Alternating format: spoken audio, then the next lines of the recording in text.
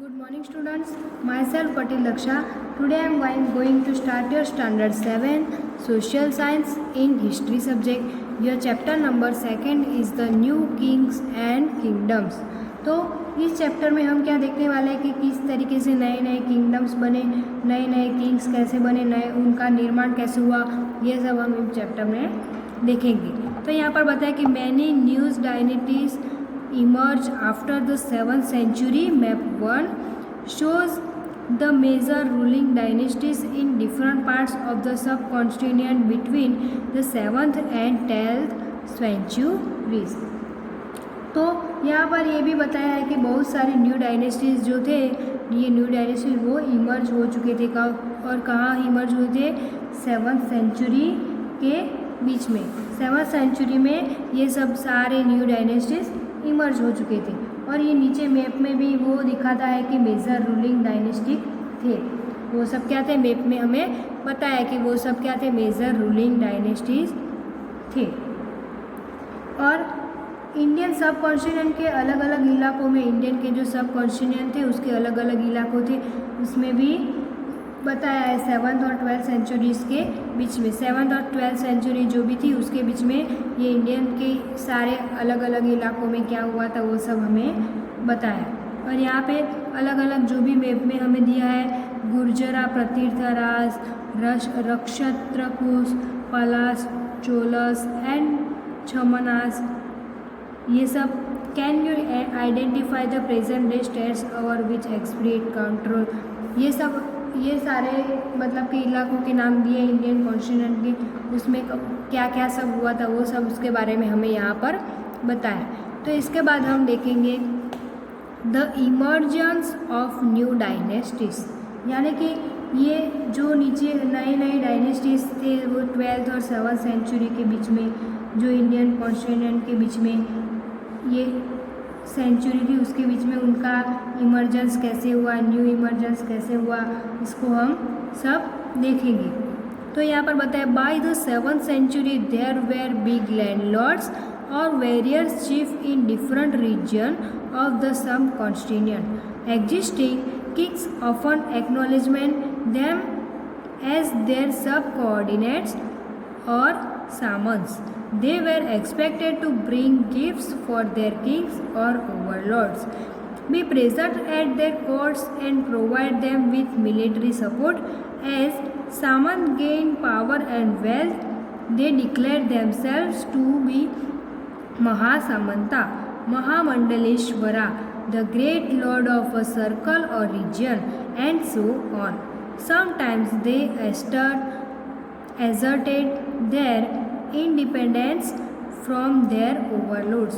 तो यहाँ पर हमें बताया कि 7th सेंचुरी आते आते जो इंडियन सब कॉन्टिनेंट था उसमें बड़े बड़े क्या लैंडलॉर्ड्स हो चुके थे, वेरियस चीफ भी हो चुके थे। मतलब कि 7th सेंचुरी आते आते वहाँ पर क्या हुआ, बड़े बड़े लैंडलॉर्ड्स और वेरियस चीफ वो सब हो चुके थे, वो वेरियस चीफ भी बड़े बड़े बन चुके थे।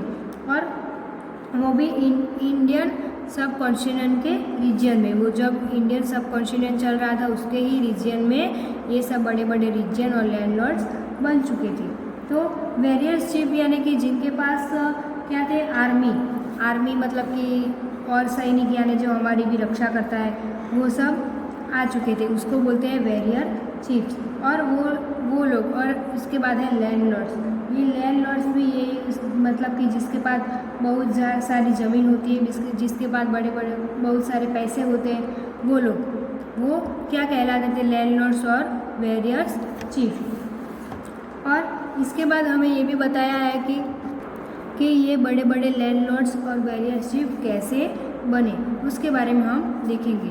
तो 7th सेंचुरी के पहले जो राजा थे वो अपने खास लोगों को, यानी उसके पास जो रहते थे उसकी जो बहुत ज़्यादा सेवा करते थे उसको, वो लोगों को, या फिर पंडित कि जिसके लिए राजा ने राजा के लिए वो पंडित सब ने काम किया हो, वो सब लोग, वो लैंडलॉर्ड्स, वेरियर चीफ्स वो सब लिए काम करते थे, उसको क्या वो राजा उनको क्या देते थे, लैंड ग्रांट्स देते थे। यहाँ पर ये भी बताया कि वो राजा था जिसके लिए जो राजा के लिए सब काम करते थे उसको राजा क्या देते थे, लैंड ग्रांट्स देते थे। ये हैं। लैंड ग्रांट्स यानी कि उपहार यानी कोई दान, हम भी कोई अच्छा काम करें, हम मतलब कि कोई हमें फर्स्ट रैंक मिला हो किसी एग्ज़ाम में तो हमें कोई मतलब कि स्कूल में भी हमें क्या मिलता है, कुछ दान उपहार मिलता है। वैसे ही राजा के लिए जो भी काम करता था पंडित वगैरह उसको भी राजा बहुत सारा इनाम भी देता था, और ऐसे करते करते वो काफ़ी क्या हुए, पावरफुल हो गए। ऐसा इतना सारा काम करते करते वो सब पावरफुल हो गए, उनके पास काफ़ी पैसे भी हो गए, क्योंकि राजा उसको मतलब कि कुछ भी अच्छा काम करे तो दान देता रहा, तो वैसे ही वो पैसे वाले हो गए, पैसे उसके पास बहुत ज़्यादा हो गए, पावरफुल भी हो गए, और उनको सामंत कहा जाता था। उनको क्या कहा जाता था, सब ऑर्डिनेट्स और सामंत भी कहा जाता था। और राजा ने भी इनके पास इनके जो पावर था इनके पास उसको एक्नॉलेजमेंट किया। राजा ने भी उनके जो मतलब उनके पास जो भी पावर था उनको स्वीकार किया कि हाँ आपके पास भी बहुत पावर, आप भी पावरफुल, आपके पास भी मतलब कि बहुत सारे अच्छे विचार है, आप पावरफुल हो ऐसा। तो ये सामंत भी राजा के क्या करते थे, सामंत भी राजा को कुछ काम करे, उनके लिए गिफ्ट लाए, उनके कोर्ट्स में प्रेजेंट रहे, मतलब ये सामंत भी ऐसा अच्छा राजा भी सामंत के लिए बोलते थे, सामंत भी कुछ राजा के लिए अच्छा काम करे, उनके लिए गिफ्ट लाते थे, गिफ्ट्स फॉर देयर किंग्स और ओवरलॉर्ड्स, उनके कोर्ट्स में प्रेजेंट रहे। उनको अगर युद्ध में लड़ने जाना है, राजा को कोई भी युद्ध में लड़ने जाना है, यानी राजा को किसी देश में या किसी राजा के साथ लड़ने जाना है, तो वहाँ पर वो मिलिट्री सपोर्ट करते हैं। ये भी यहाँ पर बताया कि वो मिलिट्री सपोर्ट भी करते हैं। और जैसे जैसे ये सामंत बहुत ही पावरफुल होते गए, वैसे वैसे उन्होंने क्या किया, महासामंत, सामंत ही खुद को क्या कहने लगे, महासामंत। ये भी यहाँ पर बताया कि खुद को महासामंत कहने लगे, या फिर आगे चलकर खुद को महामंडलेश्वरा ये भी कहने लगे। खुद को ऐसा कहना शुरू कर दिया कि हम महामंडलेश्वर है। और समटाइम्स वो बहुत पावरफुल हो जाते थे, बहुत ज़्यादा उनके पास नॉलेज आ जाता था, वो खुद को इंडिपेंडेंट ओवरलोड करने लगे। ये भी यहाँ पर बताया, इंडिपेंडेंस ओवरलोड्स करने लगे, वो बहुत ज़्यादा पावरफुल हो जाते, तो बहुत ज़्यादा एक्सपेक्टेड भी हो जाते थे इसीलिए। उसके बाद यहाँ पर बताया, one such instance was that of the Rashtrakutas in the desert. Initially, they were subordinate to the Chalukyas and Karnataka. In the mid-8th century, Danti Durga, a Rashtrakoot chief, overthrew his Chalukya overlord and performed a ritual. Overthrew his Chalukya overlord and performed a ritual called Hiranyagarbha, and literally the golden womb. When this ritual was performed with the help of Brahmins, it was thought to lead to the rebirth of the sacrificer as a Kshatriya, even if he was not one by birth. तो यहाँ पर ये जो बात की है कि क्योंकि यहाँ पर एक डायनेस्टीज था जो बहुत ही मजबूत था, इसकी बात यहाँ पर बताई है। और ये भी यहाँ पर बताया कि वो हिस्ट्री में बहुत ही इम्पोर्टेंट है, काफ़ी इम्पोर्टेंट है। जो है राष्ट्रकूट के पहले, ये आज जो राष्ट्रकूट बताया उसके पहले सब ऑर्डिनेट हुआ करते थे। जो राष्ट्रकूट के पहले जो सब ऑर्डिनेट हुआ करते थे वो पहले चालुक्य एक तरीके से सामंत हुआ करते थे। वो चालुक्य से एक तरीके से पहले क्या हुआ करते थे, सामंत हुआ करते थे। लेकिन मिड-8th सेंचुरी, यहाँ पर बताया मिड-8th सेंचुरी में जो दांती दुर्गा था, यहाँ पर बताया दांती दुर्गा जो वो था जो राष्ट्रकूट चीफ था। वो क्या था, राष्ट्रकूट चीफ था। उसने अपने चालुक्य ओवरलोड उनको हटा दिया, उसने अपना जो चालुक्य ओवरलोड था उसको हटा दिया और खुद को क्या किया, राजा मान लिया।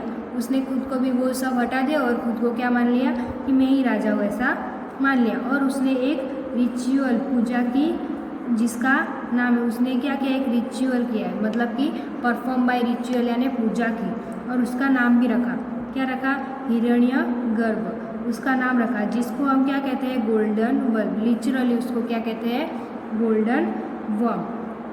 और इसके बाद वो खुद ही ऐसा कह सकते थे उसको हिरण्यगर्भ। और ब्राह्मण्स, यहाँ पर ये भी बताया हेल्प ऑफ ब्राह्मण्स।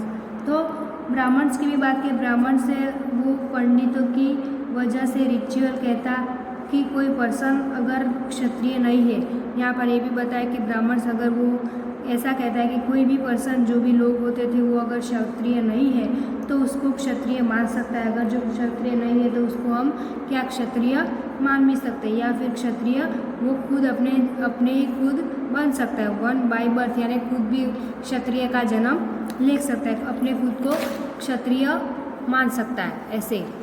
तो इसके बाद यहाँ पर बताया in other cases men from enterprising families use their military skills to care our kingdoms.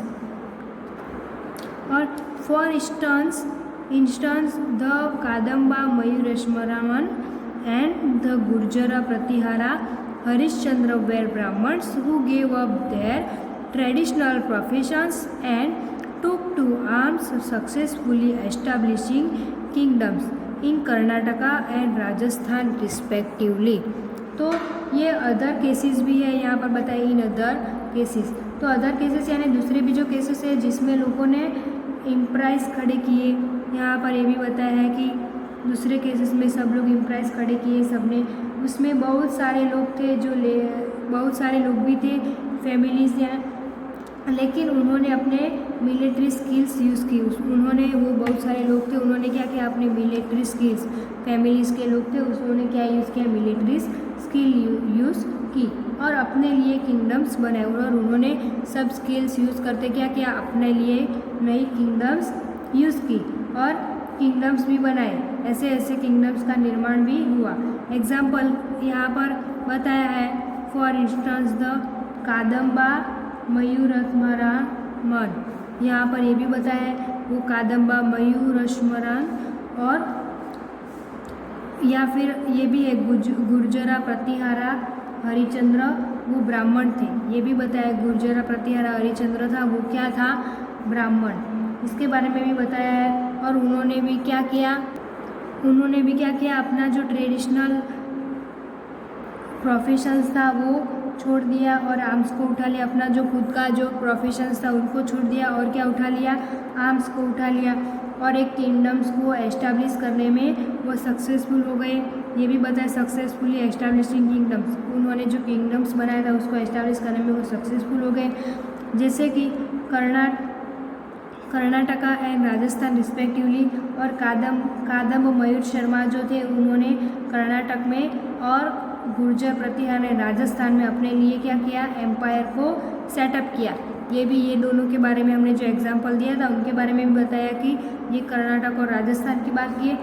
तो कर्नाटक में किसने किया था ये भी बताया, ये भी आपको एग्ज़ाम में क्वेश्चन के लिए आ सकता है कि कर्नाटक में ये कादम्ब मयूर शर्मा जो था उन्होंने कर्नाटक में अपना क्या किया, सेटअप किया, अपना एम्पायर को सेटअप किया। और जो राजस्थान में कौन था, वो किंगडम के लिए एम्पायर हुआ गुर्जर प्रतिहार, उन्होंने भी राजस्थान में भी अपना एक पूरा एम्पायर सेटअप किया। वैसे ये सब लोगों ने अपना अपना किंगडम खड़ा किया।